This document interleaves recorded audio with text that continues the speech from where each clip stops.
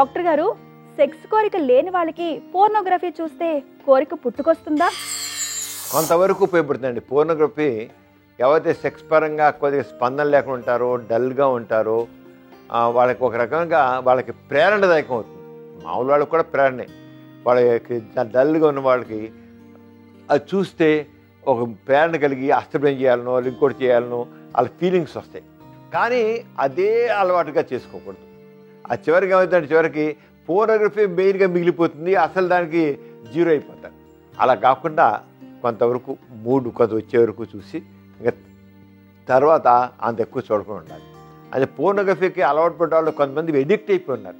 వాళ్ళు ఎంత addict అయిపోతారంటే real లైఫ్లో ఇంకా పోర్నోగ్రఫీ తప్ప లేదా మామూలుగా వాళ్ళు పార్టిసిపేట్ చేయలేకపోతున్నారు. ఇంకా పోర్నోగ్రఫీ లేకుండా నేను తయారవ్వాలి, నా మనసుని ప్రేరేపించుకోగలగాలి, నాలో కోరిక కలగాలి అనేటి విధంగా వాళ్ళ మనసుని దాంతో సైమల్టేనియస్గా కృషి చేయాలి. చేస్తే అప్పుడు తప్పకుండా పోర్నోగ్రఫీ కొంతవరకు థెరపటిక్ ఎఫెక్ట్గా అంటే ట్రీట్మెంట్లో చికిత్సా విధానంగా పనిచేస్తుంది కొంతవరకు. అంతేగాని మామూలుగా రొటీన్గా చూడడం మాత్రం కరెక్ట్ కాదు. అది మనిషి యొక్క మనసుని కలుషితం చేస్తుంది. ఎప్పుడైనా ఎవరికైనా సరే ఆ డల్గా ఉండి ప్రేరణ లేకుండా ఉంటే అలాంటి కేసులో ప్రేరణ పొందడం మాత్రం పోర్నోగ్రఫీ ఉపయోగపడుతుంది.